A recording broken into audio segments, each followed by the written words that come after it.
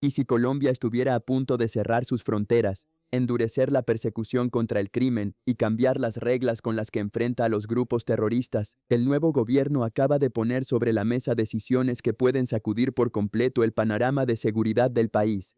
Operativos contra migrantes en situación irregular, deportaciones y una advertencia directa contra quienes hayan convertido a Colombia en territorio para delinquir. Pero esto apenas comienza, porque mientras crece la preocupación por la seguridad en las fronteras, aparece una propuesta todavía más fuerte. Un nuevo estatuto antiterrorista que busca darle al Estado herramientas para enfrentar a narcotraficantes, grupos armados y estructuras criminales que hoy desafían abiertamente a la autoridad. ¿Se acabaron las contemplaciones? ¿Estamos frente al inicio de una política de mano dura? ¿O existe el peligro de que, en nombre de la seguridad, se terminen cruzando límites que la Constitución y los derechos humanos no permiten? Y en medio de esta tormenta aparece otra batalla, la elección del nuevo Consejo Nacional Electoral, una institución cuestionada y cuya composición puede terminar influyendo en el futuro político de Colombia. Migración, crimen, terrorismo y poder electoral.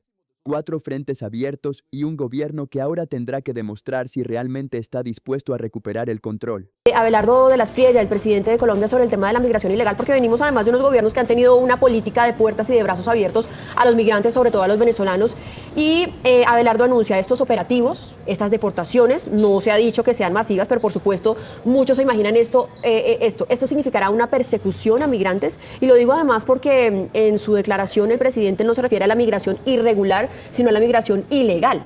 Melquisedec. Gracias, Marisa, por la invitación.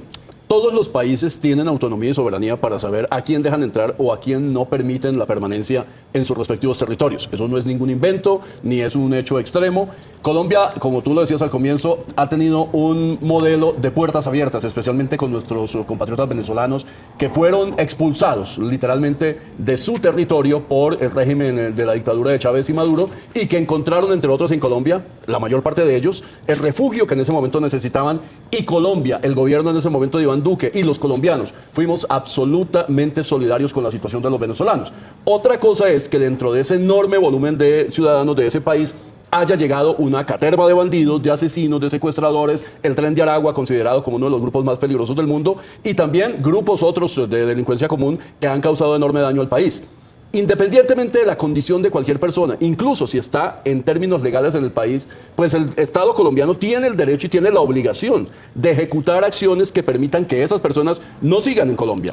O se les castiga penalmente en nuestro país a las cárceles, o se les expulsa para que sus países de origen procedan contra ellos de manera judicial. Y Colombia creo que ha dado muestras elocuentes de que es absolutamente solidario en esa materia, pero tampoco puede ser permisivo con la delincuencia como lo fue el gobierno que se acaba de ir, que por un lado era permisivo con la delincuencia, pero por otro también frenó muchísimos de esos procesos solidarios que el gobierno de Iván Duque había tenido con esos millones de venezolanos que hemos acogido con todo amor, pero no vamos a acoger con amor, sino con el poder del Estado a aquellos que cometan delitos y lo sigan cometiendo. Es que yo creo que ahí Melquisedec toca un tema que es fundamental, y es que el mensaje del presidente de la Espriella no fue contra la migración, fue contra el crimen.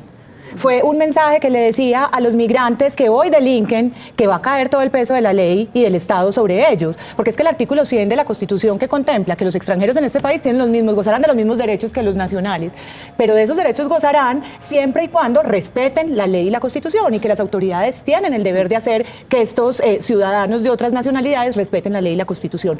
Es muy importante que entendamos que Colombia ha sido un país completamente generosa históricamente, pues digamos desde el gobierno del presidente Duque con la migración de venezolanos, pero que no tenemos por qué ser generosos con los criminales. Claro. Y me parece un gran paso hacia esa expectativa de seguridad y de tranquilidad que los colombianos queremos recibir de este gobierno, pero además un gran mensaje de lo que llama Bentham, el teórico del derecho penal, de la prevención general negativa. Y es, usted que está ahí cumpliendo la ley, entienda, porque mira a Carla que la está incumpliendo, que si la incumple le va a ir mal. Y eso es lo que está diciendo el presidente. Aquí, antes de continuar, quiero decirles exactamente qué fue lo que dijo el presidente, que es muy corto. La orden de migración es clara, que empiecen los operativos coordinados para dar con los migrantes ilegales. Primero, para los que están cometiendo delitos, y segundo, para los que no tienen regularizada su situación y tendrán que ser deportados. Es decir, es doble, ¿no? Pero no hay migración ilegal, hay una falla legal. Para los que no han cometido delitos, para que los saquen del país, y para los que no han cometido delitos y no tienen regularizada su situación, también deportación. A ver, sí, pero es que también estamos pegados, o la izquierda radical está pegada a un tema semántico, que si es irregular, que si no es irregular, no. El presidente Abelardo de la Espriella fue clarísimo en lo que quiso decir y es muy en la línea en lo que ustedes dos están diciendo. Primero, recordemos que esa ha sido la táctica del régimen venezolano. Además dijo, vengan de donde venga. Cualquier criminal pues tiene que ser sacado o llevado a la cárcel. Los venezolanos que están aquí delinquiendo, no los de bien, no los decentes que están aquí incluso regularizados algunos y otros trabajando y aportando al Producto Interno Bruto de Colombia. Los bandidos ni siquiera tienen papeles y por eso los mandan. Eso es una táctica que ha aplicado Venezuela copiada de Rusia y copiada de Cuba. Y es hacer prácticamente una invasión, no con bota militar y tanques a lo Putin, sino mandar a todos los delincuentes a las diferentes partes. Eso fue lo que pasó en Estados Unidos. Molecular. Exacto, exacto, es la invasión molecular y eso es una estrategia que viene de los años 60 desde los cubanos. Entonces, eso es lo que un poco quiere controlar Abelardo de la Espriella, permítanme, Abelardo de la Espriella, acogiendo todo lo del escudo de las Américas. Esto es una respuesta del escudo de las Américas de Donald Trump. Y eso es lo que está haciendo Abelardo de la Espriella, cerrar la puerta de la casa. Tiene que cuidar las fronteras, eso sí, porque no es solo controlar, porque entran, delinquen y vuelven y se van. Y los capturan y ni siquiera tienen documentos para poderlos judicializar. Entonces todo el mundo dice, todos los mamertos dicen, ay no, pues los metan a la cárcel porque eso es lo que hay que hacer. No los pueden ni siquiera judicializar porque es que no tienen documentos porque a eso los mandan. Entonces a mí sí me parece que no hay que comprarle esa narrativa a la izquierda que es tan hábil para usar esa narrativa para quererlo pintar un mini Trump o que ahora es que quiere discriminar a los venezolanos. No, el presidente Abelardo fue claro y lo que quiere hacer es cuidar la casa, cerrar las puertas para que no sigan entrando bandidos y pues para que los que estén aquí se vayan y no delincan más como ha pasado con el Tren de Aragua que empezó en las cárceles y ya está en Colombia, Ecuador, Chile y Brasil. Melquisedec me pidió la palabra y María Clara. Sí, hay que recordar el contexto en el que millones de venezolanos salieron de su país huyendo de la dictadura, huyendo del hambre. Pero eso también es provocado por el régimen. Pero eso lo provoca el régimen para poder manejarlo por supuesto, interno. pero quiero referirme a que el contexto que había en el 2017, 2018, 2019 es completamente distinto al de hoy.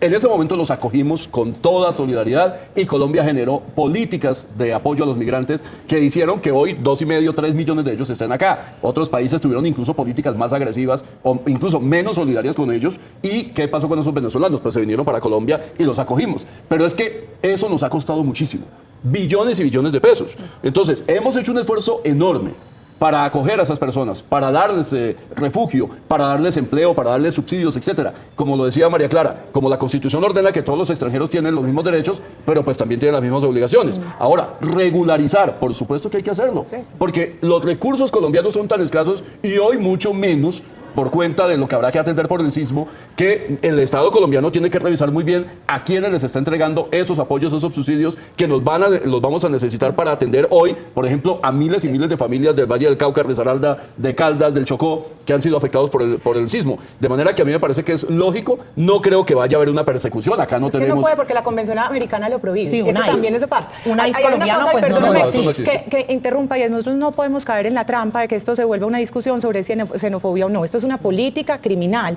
que busca perseguir y acabar con el crimen. El artículo 189 de la Constitución faculta al presidente de la República para ser el garante del orden público. Esta es una decisión que toma el presidente de la República en uso de esas facultades, con dos salvedades que hay que tener presente, o tres. Primero, hay muchos migrantes venezolanos que solo han venido a este país a traer progreso, a traer ingresos, a incrementar la economía, a formar familia y a buscar una oportunidad, por lo que bien plantea Melquisedec, que ellos no se vinieron, muchos, la inmensa mayoría, estoy segura yo, que porque quieren venir a acabar con Colombia, no, se vinieron porque es que no tenían otra oportunidad de hacerlo y acá los acogimos y qué bueno que estén acá. Entonces lo primero es al venezolano de bien hay que acompañarlo.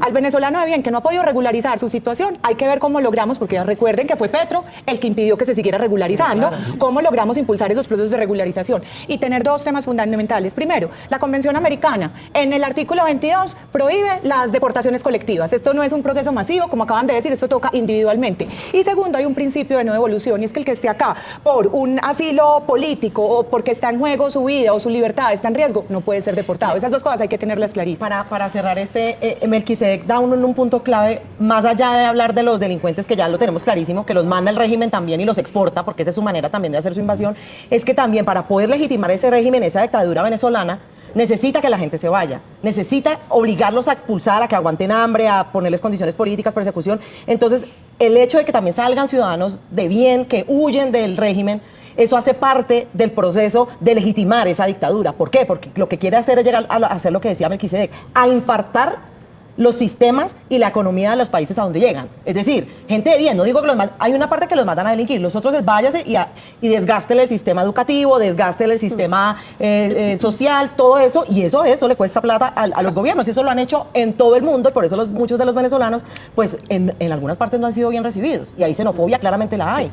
Yo quiero ir sobre dos puntos para pasar a nuestro siguiente tema. El primero es, claro, María Clara decía, esto no se puede entender como una xenofobia. Las políticas pueden estar formuladas con buenas intenciones, pero cuando eso escala a la ciudadanía, eso tiene una lectura completamente distinta. ¿Cómo hacemos para que eso efectivamente no se convierta en xenofobia? Recordemos la declaración que en algún momento dio, que digamos intencionalmente era absolutamente blanca, la alcaldesa Claudia López, porque había muchos delincuentes que tenían una nacionalidad venezolana y todo el mundo se le fue encima y le dijo, esto es xenófobo porque el delincuente es delincuente y no importa su nacionalidad. Porque es que hay una parte del relato al que le importa vender esa narrativa, ¿cierto? Hay una parte a la que le importa. Yo que veo, el presidente ayer, ni siquiera conocemos la política todavía migratoria, no la conocemos, no conocemos la política criminal. ¿Qué vimos ayer? Que el presidente dijo en una reunión que iba a poner mano dura contra el crimen causado por los migrantes que no tienen una, digamos que no se acogen al modelo constitucional y legal colombiano. Y además está hablando de un aspecto específico que era Barranquilla, exacto, que era la criminalidad. Yo sí esperaría a la maduración de esa política, esperaría poder hacer un análisis sobre esa política y estaría convencida, como lo he manifestado varias veces acá, que es que lo que él planteó no fue una política, no fue una lucha contra la migración y nosotros no podemos caer en esa trampa. Y aquí hay algo importante que dice María Clara y es que Colombia está sometida al régimen interamericano, derechos humanos. Estados Unidos no, porque Estados Unidos no firma esos tratados. De manera que nosotros tenemos una obligación constitucional, una obligación latinoamericana de proteger realmente a los que haya que proteger y de expulsar o de deportar a quienes realmente no obedezcan al régimen interno colombiano. Es que tenemos que recordar de nuevo que cada país es autónomo y es soberano en cómo maneja su territorio y a quienes le permite la entrada a su casa o no. Como cualquier casa, tu casa tú no dejas entrar a quien sea indeseable o sacas de la casa al que arme escándalo en la fiesta. El país tiene todo el derecho a hacer eso. Eso Colombia no lo ha hecho hasta ahora, pero además hay una situación muy particular y es que como estamos hablando del grueso de esta migración que es venezolana, aquí no estamos hablando de ecuatorianos, peruanos, brasileños, no, estamos hablando de Venezuela en un 90-95%, pues está muy cerquita Cúcuta para que se devuelvan. Las condiciones en Venezuela han cambiado. Allá también quiero ir, ¿no? 1900 kilómetros de frontera. Han cambiado realmente las condiciones en Venezuela. Digamos que a esta política le falta conocerse en su extensión. No se sabe efectivamente a qué se refiere el tema de la deportación. Esto tiene que venir acompañado efectivamente con cuál es la política entonces de regularización de los venezolanos. Va a haber una política de regularización y el tema es, ¿hay en este momento condiciones distintas para que los venezolanos se devuelvan? Si allá sigue el mismo régimen. No, a ver, las condiciones han cambiado muchísimo desde la captura de Nicolás Maduro. Venezuela hoy está, esto no es ningún secreto, Venezuela está sometida a Marco Rubio y a Donald Trump. Son los que fijan las reglas. 51. Y la persecución contra la oposición venezolana ha cesado casi completamente. La mayoría de los presos políticos han sido liberados. Hay una posición muy nueva, a pesar de que sean los mismos sujetos, los mismos criminales que están ahí, pero esos criminales están bajo la presión y bajo, entre comillas, la autoridad de Estados Unidos.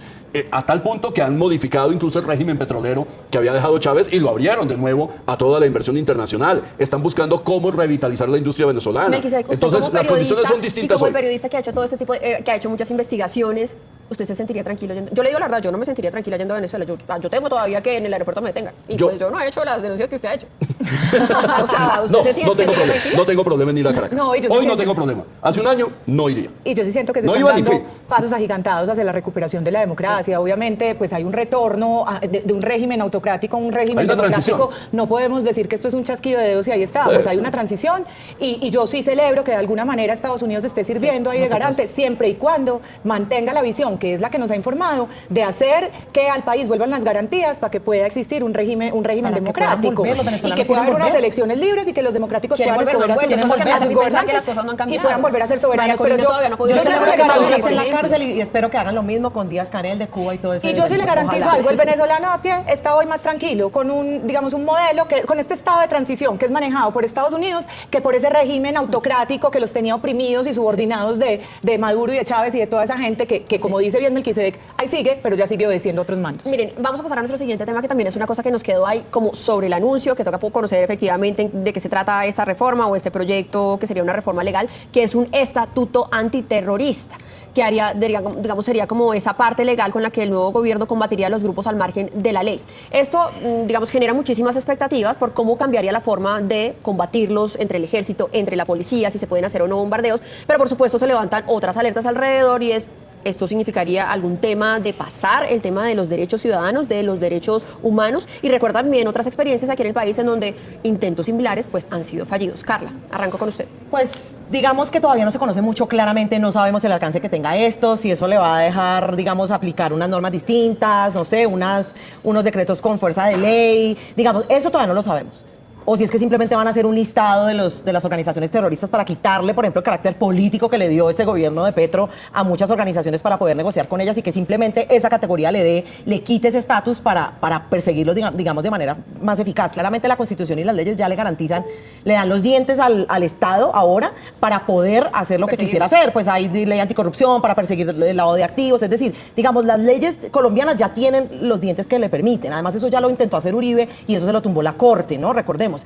Pero a mí sí me parece importante conocer los alcances de esos para ver qué es lo que pueden hacer, porque yo lo que creo es que lo que quiere el gobierno de Abelardo de la Espriella es frenar un poco todas las gabelas que dio la paz total. Y el tema también de los derechos humanos, digamos, yo no creo que Abelardo de la Espriella ni nadie que esté en el gobierno ni de los militares vayan a violar los derechos humanos, pero con el cuentico de los derechos humanos han tenido maniatadas a la fuerza pública. Con ese cuentico de que es que hemos visto unos videos que son vergonzosos, dolorosos, además de ver a los policías corriendo y los bandidos persiguiendo a los policías. Sí, la autoridad sometida. La autoridad sometida por el cuento de los derechos humanos, porque esa ha sido la narrativa de la izquierda radical, que quiere el policía no se atreve en otro país. Claramente un policía hace lo que tiene que hacer. Un policía en Estados Unidos y mejor dicho, pero olvídese, pero claro, usted no, el perro. Exacto, de acuerdo, aquí no, acá son los policías y la fuerza pública corriendo, y yo creo que ya ese cuentico de los derechos humanos, porque es que hasta eso se nos robaron, las palabras y los conceptos se nos los robaron, y yo lo que creo es que hay que volver a mirar derechos humanos de quién.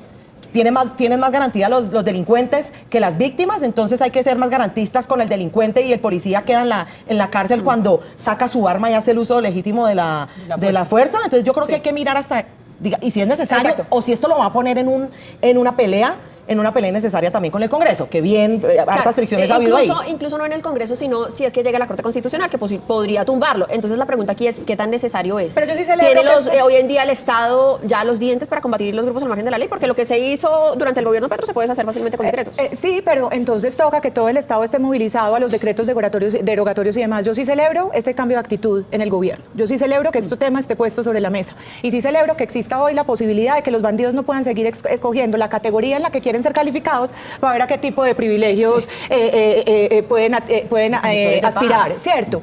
Yo creo que hay tres cosas que tenemos que tener claras. Lo primero, nosotros no podemos seguir teniendo un Estado limitado frente a una criminalidad que cada día se fortalece más y más por el narcotráfico, por la minería ilegal, por la extorsión y por todo otro tipo de medidas terroristas que lo único que producen es un deterioro del tejido social y miedo de los conciudadanos.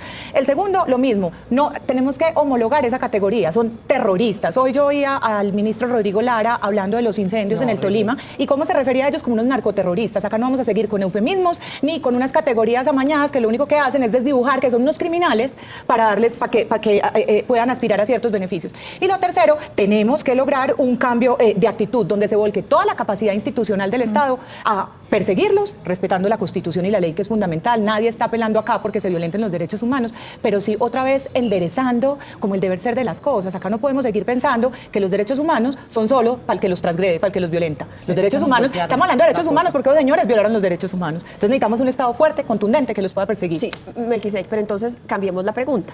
¿Qué es lo que debería hacer el Estado que hoy según la ley no puede hacer? O sea, ¿sí se necesita o no se necesita un estatuto antiterrorista? Porque suena una palabra muy grandilocuente, pero al final, ¿para qué es? Es que el primer tema que hay que resolver es la forma. Si es un estatuto, tiene un trámite distinto a una ley ordinaria o a una modificación del Código Penal o de algunas normas que tengan que ver con el orden público, o si se trata de una reforma constitucional como lo intentó en su momento el entonces presidente Álvaro Uribe, que se cayó en la Corte Constitucional. Hubo un alcance mucho más profundo en esa intención que tuvo Álvaro Uribe, y que creo que ahí fue el error, porque se intentó llegar a un extremo de cambio sustancial de las garantías para efectos, por ejemplo, de las capturas, y entonces se daban unas funciones judiciales que en teoría no corresponden y en la práctica se vuelven un lío enorme para un policía o un soldado en un operativo militar. Yo creo que en general tenemos un marco legal que depende en buena parte de voluntad política. Voluntad política que no hubo de ninguna manera en el gobierno de Gustavo Petro, al contrario. Lo que hizo fue fortalecer, legitimar a estos grupos, intentó darles estatus político. Yo no creo que hayan tenido estatus político, en ningún momento. Lo que pasa es que el presidente hacía uso de una facultad que tiene constitucional de buscar la paz, y con esa mampara, con esa fachada, pues terminó sentándose con criminales de la peor laya, como el señor alias Bendito Menor, por ejemplo, un delincuente, narcoterrorista, etcétera, de la peor condición, pero lo tenía el gobierno de interlocutor. El señor alias Calarcá, el señor Sobra, alias Iván Mordisco, etcétera, y con estos señores del Putumayo, los comandos de la frontera, que son narcotraficantes. Entonces, la primera condición es que no tienen estatus político. La segunda condición, por ejemplo, que se pueda bombardear. ¿El gobierno de Gustavo Petro bombardeó? Y hubo, lamentablemente, hubo niños menores de edad muertos en esos combates, en esos bombardeos, que era un asunto que le habían criticado muy profundamente a Iván Duque, pero lastimosamente aquí lo que hay que perseguir es a los que reclutan a esos Claro, niños. esos son los culpables. Lastimosamente, en el fragor de esa guerra, pues esos dolorosos hechos se producen. Pero yo creo que en general tenemos un marco. Habrá que hacer algunos ajustes y hay que tener en cuenta una cosa muy importante. El gobierno de Abelardo de la Espriella no está pensando necesariamente en una gran agenda legislativa. Claramente. ¿Está pensando en aplicar lo que tiene o está pensando en que en algún momento haya unas decisiones de naturaleza extraordinaria, como la que acaba de ocurrir con el sismo, una emergencia económica que le va a permitir unas medidas, pero que también en algún momento puede acudir a una emergencia derivada de la situación de orden público en algunas zonas del país? O sea, un estado de excepción. Melqui, claro, porque Estados de ¿sabe? excepción que además tienen también Por- su control constitucional. Porque es que yo creo que tiene, en este momento Abelardo de la Espriella le están midiendo el aceite, claramente. Lo que estamos viendo con el cuento de los incendios, que ya hay demasiadas pruebas, escuchar hoy a la gobernadora de Tolima llorar en emisoras, llorar en la FM, por ejemplo, Sí. con la voz quebrada, contando, y todas las pruebas que dijo además el ministro Lara del color del humo, de que Del tamaño claramente... de las llamas. exacto, Y de que buscan desviar la claro, atención también. que claramente es algo provocado, ya sabemos que eso es Son provocado. distractores.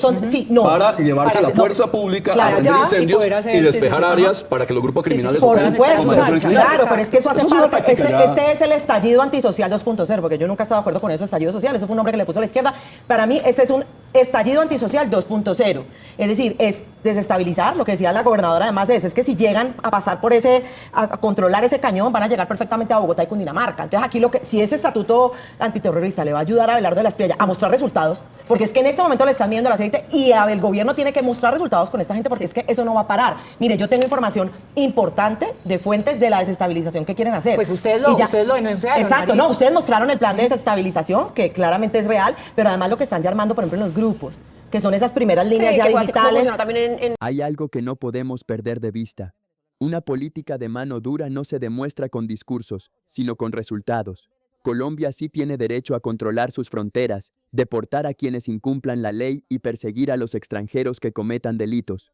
Pero la propia Corte Constitucional ha recordado que una deportación debe analizarse de manera individual y respetar el debido proceso. Y aquí aparece el verdadero desafío del nuevo gobierno: no convertir la seguridad en una batalla de etiquetas. El problema no es la nacionalidad del delincuente, el problema es el delito. Lo mismo ocurre con el anunciado estatuto antiterrorista. La pregunta no debería ser quién habla más fuerte, sino qué nuevas herramientas tendrá realmente el Estado, y si serán capaces de desmantelar las estructuras que viven del narcotráfico, la extorsión, la minería ilegal y el control territorial. Porque Colombia ya tiene leyes, policía, fuerzas militares y fiscalía. El reto histórico ha sido lograr que todo ese poder funcione coordinadamente. Y hay una idea que resume todo: un Estado fuerte no es el que actúa sin límites, es el que hace cumplir la ley sin miedo y sin arbitrariedad. Si el gobierno logra recuperar territorio, perseguir a los criminales y proteger al ciudadano respetando la Constitución, entonces sí estaremos hablando de un verdadero cambio. Porque al final, Colombia no necesita solamente promesas de autoridad, necesita volver a sentir que la autoridad existe.